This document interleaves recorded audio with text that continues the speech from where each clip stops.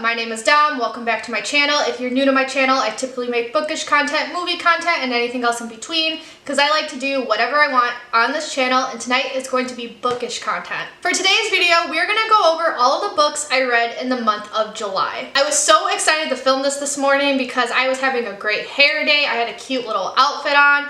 But then I got caught in the unexpected pouring rain here in Philadelphia and everything's messed up, so I'm wearing my new Philadelphia Phillies hat. I'm wearing my robe because it is kind of cold in here because I have the AC cranked up, and we're gonna go over I didn't even bother counting how many books I read, but I read a lot in July, unexpectedly a lot, and 3 of them are now my top 3 reads of 2024 so far. So because I have so much to talk about, let's jump right into the video. So the very first book I read in July is actually a manga volume, and that is The Promised Neverland, Volume 13 by Kaiju Shirai. I am so deep into this series, I cannot even attempt to give you a summary, like a volume by volume summary. So I will just say that this story is about a group of kids who live in an orphanage with Isabella, who they call Mom, and they think it's this utopia until one night they find out life is not what it seems.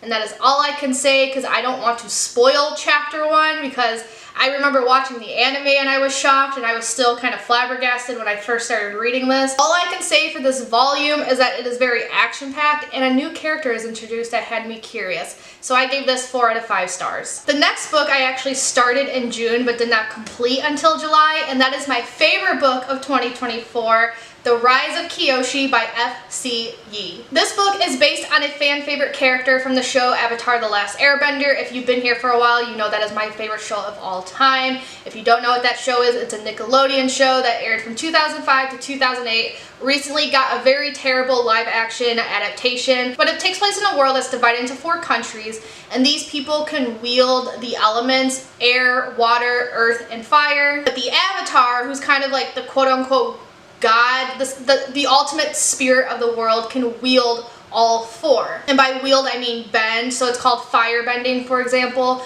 water bending. An avatar can bend all 4 elements. This book is about Avatar Kyoshi, who was 2 avatars before the main character Aang. This is basically her life. This is her origin story. And again, she is a fan favorite in the TV show, specifically because of one episode where the gang, they spent the whole episode trying to prove she didn't kill Chin the Conqueror, just for her to turn around and say, "I killed Chin the Conqueror." She became a fan favorite simply because, you know, people thought she would just kill willy-nilly. So when her book was announced, people got really excited, just for me personally to find out she's not at all what the fandom made her out to be. And I don't hate that by any means. I actually really like that she wasn't what I was expecting. First of all, when it comes to the book itself, my critical rating is very different than my enjoyment rating. Like I said, this is my favorite book of the year. I gave it 5 out of 5 stars, but when it comes to a critical rating, it's definitely lower, like 3.5,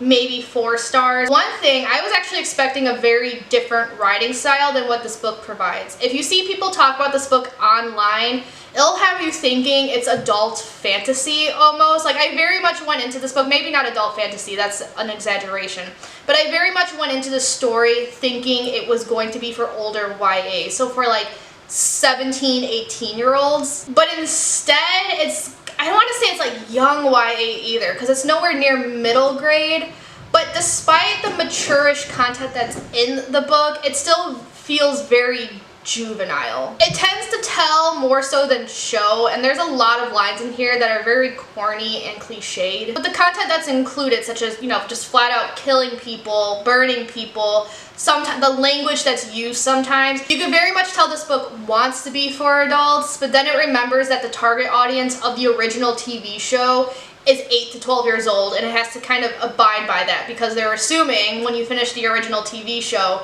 you're probably going to move on to the extra content. So in spite of like expanding on the universe and being able to do things the OG show couldn't do, like for example, the OG show couldn't just outright kill characters because it's on a kids network, this book was able to, but I was still expecting more graphic depictions rather than just telling us, hey, Kyoshi did this. And the Ranji-Kyoshi relationship, I was very excited to read about that because people love it online. And you know, I read it in June, so happy Pride Month, everyone. But my issue with them, and some of y'all might come for me for this, is that I didn't see it. I didn't see the romance. The trope they follow is friends to lovers, but I just thought they became lovers too quickly. And like, I don't, it's hard to describe because I don't want to say it was out of the blue, because it was not. The hints were definitely there, but I still just felt like I like jumped a little when it happened, because it just happened so fast. And quite frankly, I would often forget they were dating. Even in the second book, like I went into the second book forgetting they were girlfriends. But having said that, shout out to our bisexual Kiyoshi, we love to see it. Despite my critical views, I still had so much fun with this book based on vibes. I loved the expansion of the lore. Like, for example, why Kiyoshi looks the way she does. One of the striking things about her in the OG show is that she's one of the very few avatars who wears facial makeup. We find out why she does that, how she got her hands on that. We find out why she's constantly using fans, whereas everyone else just uses their hands and body movements. And then one thing I really like that sets her apart from other avatars as well is that she's actually not a natural at her native element. One thing for a lot of avatars is that they're basically prodigies in their element. Whereas Kiyoshi, she was good when it came to big earth stuff, but when it came to like minuscule earthbending, she couldn't do it. And I just also like how her backstory started. It's so funny because in the OG show, she has a sense of justice. So I went into this having no idea she was going to be part of a group of criminals in her early life. And I'm also impressed by the author just doing what he can to work around things, because there are often times I was kind of concerned for how he would work things out, because you would think the original creators wrote themselves in a corner. For example, Kiyoshi's age. She's the longest living avatar because she lived to be like 230 years old. So the real reason that happened is because the creators did their math wrong and they didn't realize until it was too late what had happened, but they were just like, fuck it, we'll leave it. So it's like, okay, well, how is FC gonna explain that? But he was able to do it. There is an explanation for her longevity. So despite thinking the creators wrote themselves into a corner, I do like how this author was able to work around that. And I like her contrast to Avatar Aang, the character in the OG show, because throughout the OG show, Aang doesn't want to kill anyone. That was a big thing for him. He didn't want to kill Fire Lord Ozai, the main villain, whereas this entire book is Kiyoshi trying to kill someone. So I do like that contrast. And I just really liked Kiyoshi's characterization in this. She's known, it's canon, that she's one of the best, well-loved avatars in history.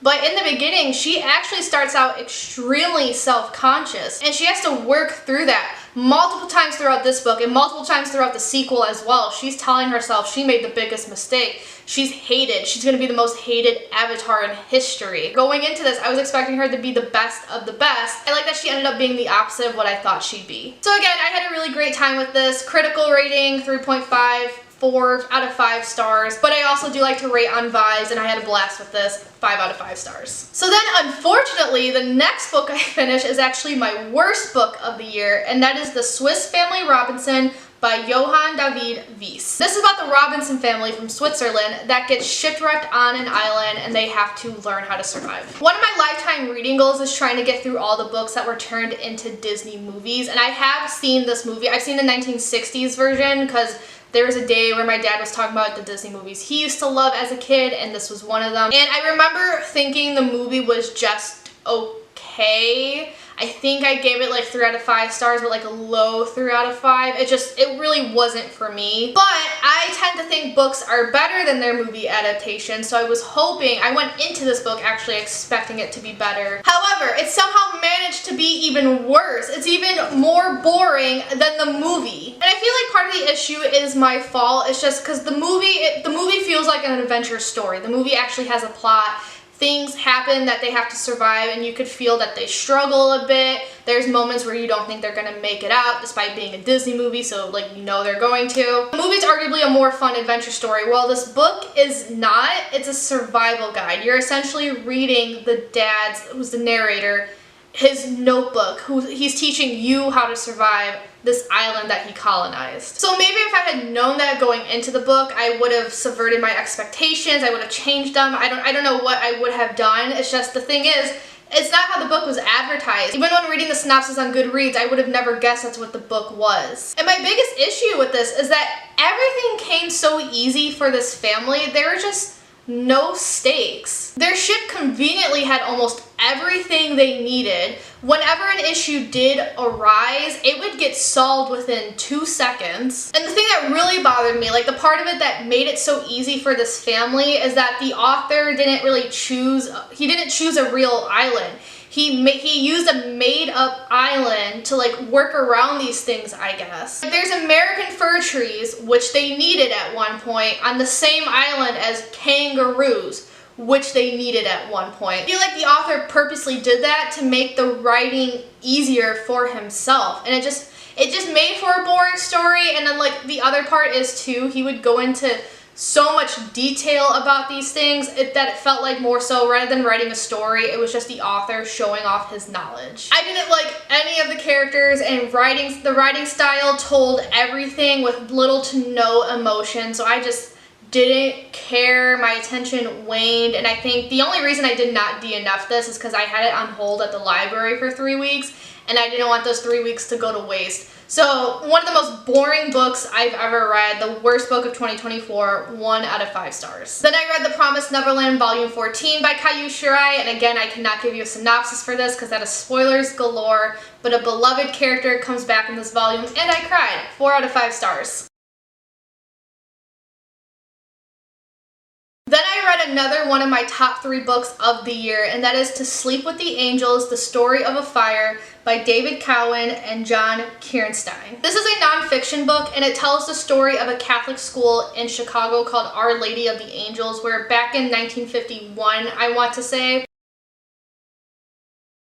there was a fire at this school that was so bad, it's the reason American schools had the rules and regulations they have today. A lot of what happened during this incident, it's either unknown or just not legally recognized. So what this book does is that it explores the incident from the beginning, basically until like the end, like the 1990s. I mentioned this so many times on this channel, but if you don't know, I am from Chicago, so I have heard of this case before. I haven't seen them do it in a while, but for years, WGN would do a little memorial post for these kids. My dad was alive when this happened, and one of his cousins is actually a survivor, so it's just something he constantly talked about. And the first line told me I was in for a ride, because the first line of this book is, schools weren't always made with concrete and steel.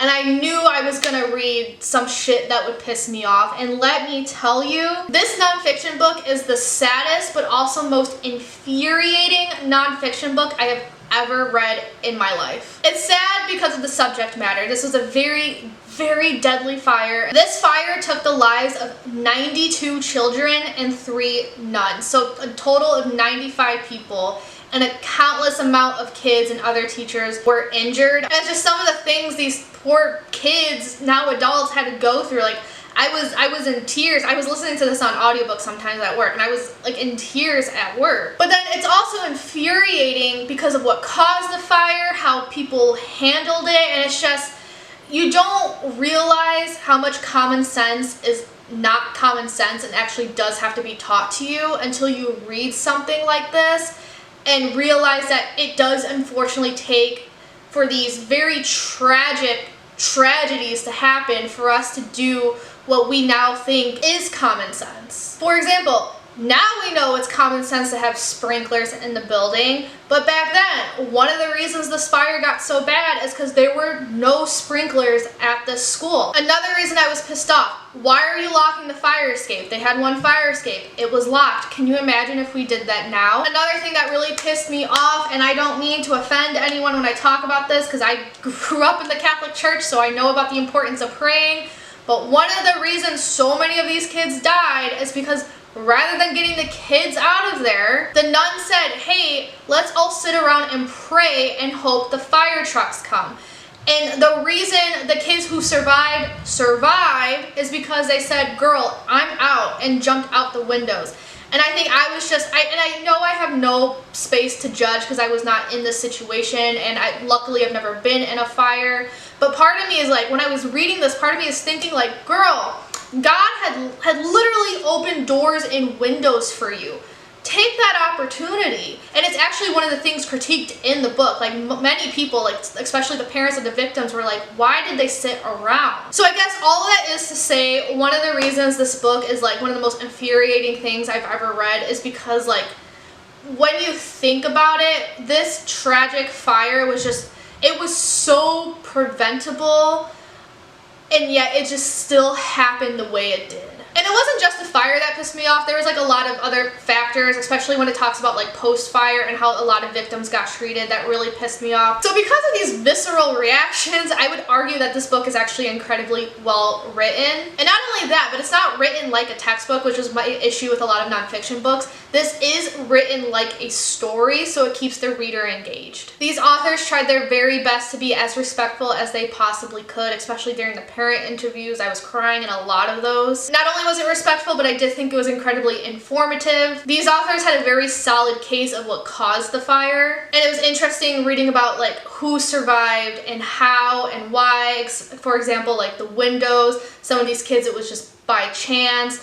And just like it could be something as simple as like one of the reasons most of the survivors were boys was because it was easier for the firefighters to grab them due to their uniforms. It was easier for the firefighters to grab their belts, whereas the girls didn't have anything on their uniforms for them to grab. So that's why so many of the victims were unfortunately girls. I say unfortunately as if one that makes it worse, but it's just it's why so many of them were girls. Like no matter who was the majority, it's just sad. And you also get to learn more about how the city of Chicago reacted, and actually the country as a whole, and then what's there now. And I think another reason I like this book so much is because of how like personal it was. Again, I remember seeing all the memorials on the news. They have a headstone in a certain cemetery, and I remember seeing that growing up because it's in Street View, and I remember driving by it. My dad's cousin survived this fire, and it's a very weird situation. I think she survived because she was repeating a grade. So the grade she was currently in was nowhere near the fire, so she was able to just get out with the rest of her classroom, whereas if she was in the grade she was supposed to be in, she would have been in the heart of it. First memorial they were able to ever perform for themselves was actually at the church where my parents got married. So I was like, oh, like that's a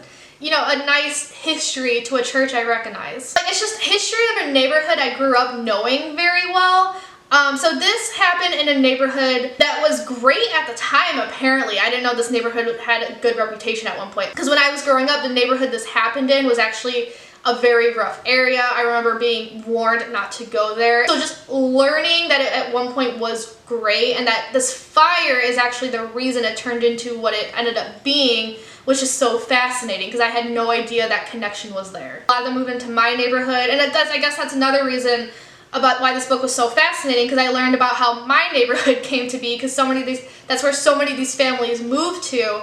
And my dad actually remembers like some of these kids transferring to his school, because he would tell me, he's like, if we saw a kid with burn scars, like we knew they were from Our Lady of the Angels. So it's just so fascinating delving into that history. And then like another thing with this book, I just really hope it brought closure to whoever needed to read it. And the news is sharing this story less often now. I'm not seeing the memorial every year, but even if the news won't talk about it, at least this book is here to immortalize the story. So again, this is one of my top 5 books of the year. I gave this 5 out of 5 stars. I do want to give a trigger warning though if you choose to read this book. These kids and the nuns, they died very brutal deaths. You will be reading about kids burning alive and just other very graphic depictions, especially during the firefighters chapter when the firefighters give their point of view. So just be mindful of that, because reading about children dying is hard for everyone, but especially when the descriptions are as graphic as this book goes into. The next 2 books I'm going to talk about at the same time, and they are The Promised Neverland Volume 15 and Volume 16 by Kaiju Shirai. A new arc begins, and we have some interesting character designs, and a new character is introduced, and I really liked her backstory. I thought it brought more into the picture. And during these 2 volumes, there's a lot of humanizing and adding more depth to our villainous creatures, and it kind of reminds me of Tokyo Ghoul and Attack on Titan, which I will not elaborate on because I don't want to spoil any of these stories.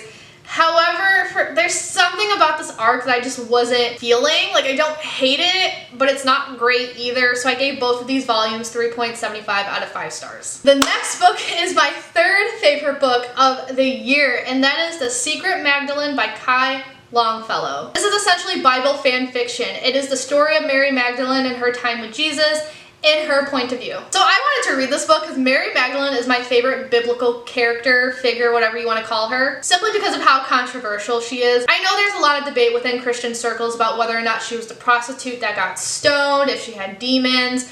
I know it's a big thing that she was the first to see Jesus when he rose from the dead.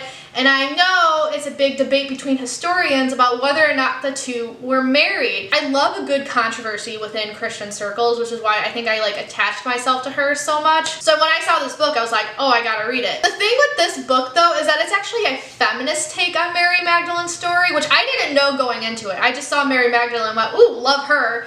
But not only is it feminist, it's actually more historical than it is biblical. The thing is, the author wants to give Mary Magdalene agency, so in this book, she's not the prostitute that got stoned. Another example is that John the Beloved is not in this book. What this book does is has Mary Magdalene disguise herself as a man so she can go study at the Library of Alexandria, and she goes by John the Less. Then when she meets Jesus, he calls her, and then her identity is revealed, he calls her his beloved. And just the way her story is intertwined with the biblical John the Beloved, it's highly, highly hinted at that the author combined the two of them, and Mary Magdalene is supposed to be both of them. And despite going the historical route as well, be hesitant with that too, because not much is actually known about Mary Magdalene's life prior to her meeting Jesus. So I'm sure a lot of what I read was the author taking creative liberties. However, this read was still extremely fascinating. A lot of this book is just philosophical discussion. She brings in a lot of philosophical ideas from other cultures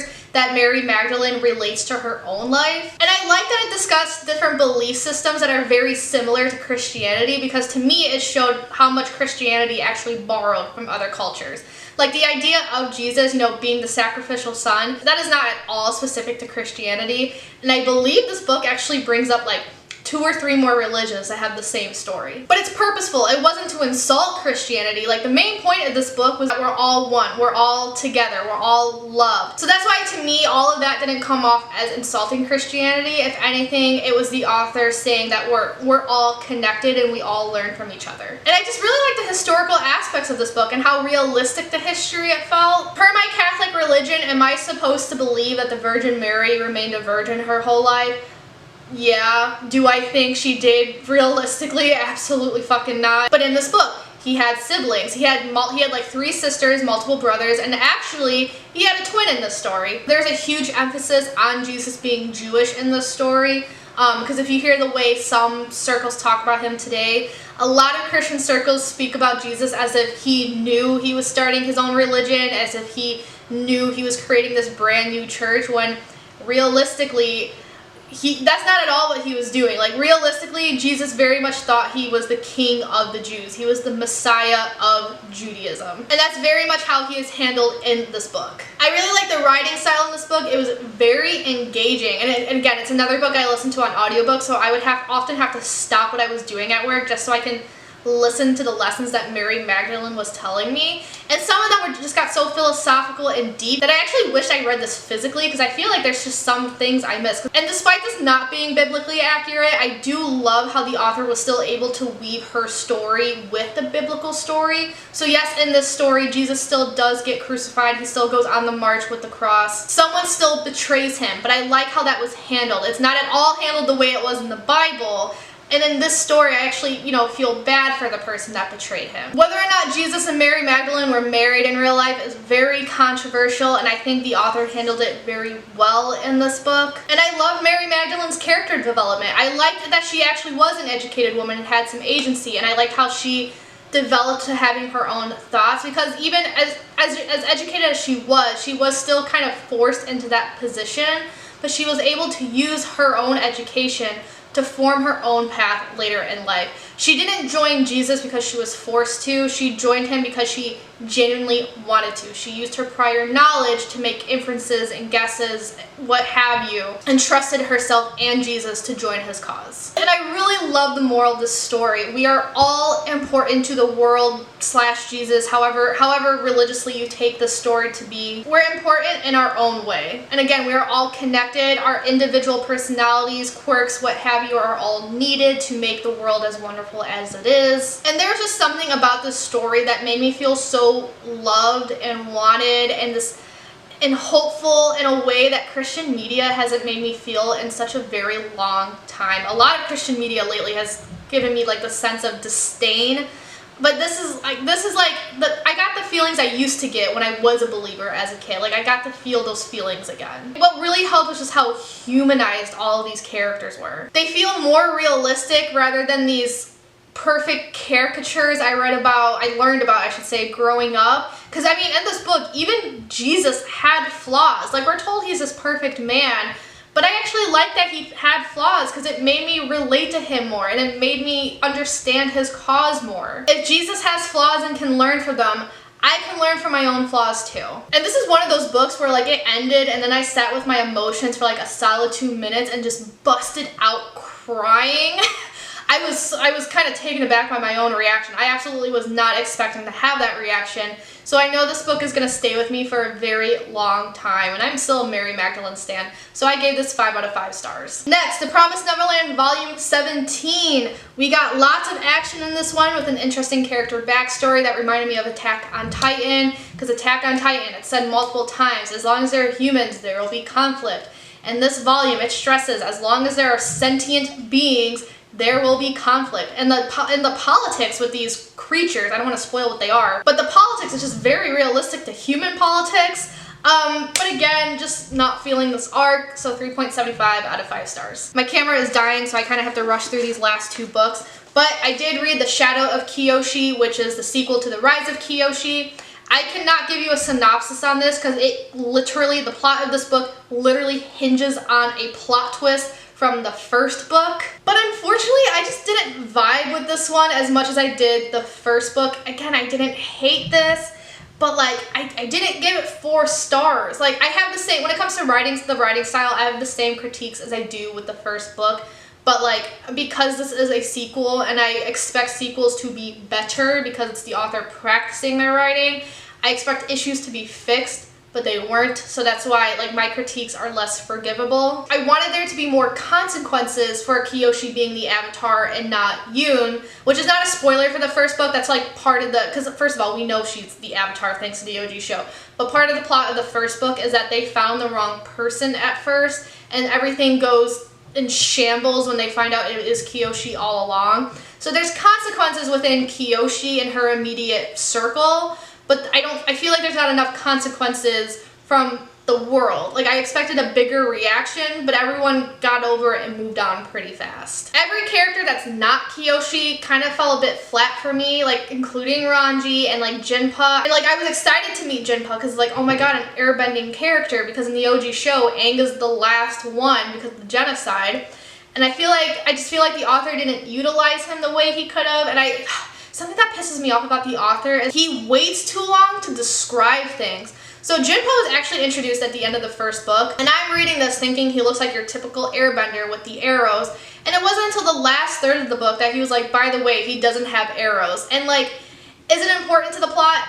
No, but like, it's such like a standout feature for airbenders, and it explains more of Jinpa's personality. And it's like, why wouldn't you mention that right away? Why did you wait so long? I hate to say it because I know she's a fan favorite, but I was not big on Ranji in this book, and I don't know why. I didn't hate her, but I was definitely indifferent to her. And again, maybe it's because of her lack of characterization. I feel like she didn't grow as much as she did in the first book. I think my other problem with this book is that there are 2 very distinct different stories. One of them being the one I can't talk about because it's spoiler territory, but then the other one being the issue with the Fire Nation. And you know, as these stories go, they're obviously going to merge, but even after that happened and all the plot twists were explained, all the puzzle pieces were put together, it still very much felt like 2 different books and not a singular one. Honestly, I think my other issue with this is that because Kyoshi's life is so long, I mean, I understand why the author can't talk about 230 years worth of her life. Because there's so much to her, I feel like this should not have been a duology, so maybe that's why I felt a bit unfulfilled. Like, this book very much reads like the second book of a trilogy or quartet, not the final book of a duology. But of course, there are things I do like. I did like Kyoshi's development still, because I feel like she's the only one who got any development.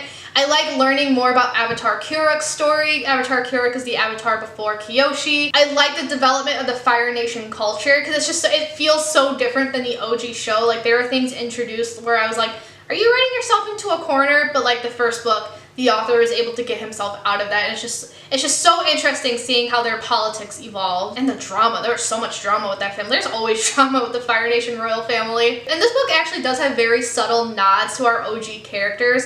There is a nod to Aang, there's a nod to Zuko, but like it's so subtle that if you have not seen the show, it still works. So that made me giggle and kick my feet in the air. But overall, it was a bit disappointing that I didn't love this as much as the first book. I ended up giving this 3.75 out of 5 stars. And now for the last book. Again, I'm trying to read books that were turned into Disney movies. I read The Princess Diaries by Meg Cabot. This is about a girl named Mia Thermopolis who is starting high school, and she finds out she is the Princess of Genovia. Honestly, I don't have very much to say about this book. I went into it thinking I was going to really like it because I do really like The Princess Diaries, the movie. And it's fun. It's a fun classic. It's very juvenile. I'm clearly out of the age range, but I don't care. I loved it. And I thought Mia was a fun character, and she's hilarious. Anne Hathaway narrates this, so Mia Thermopolis herself. And honestly, it was fun enough to want to read the whole series, so I might just do that, even though the series is like 13 to 14 books long, but I did loan out the second book from the library, so I will let you know how that goes. I gave this book 4 out of 5 stars. And that is it for this video. My battery is screaming at me, so I am just gonna leave it at that. Let me know your thoughts down below. If you like this video, give it a big thumbs up, comment, subscribe. Y'all know the drill. And without further ado, I'm gonna peace out and I'll see you guys later. Ciao, tutti.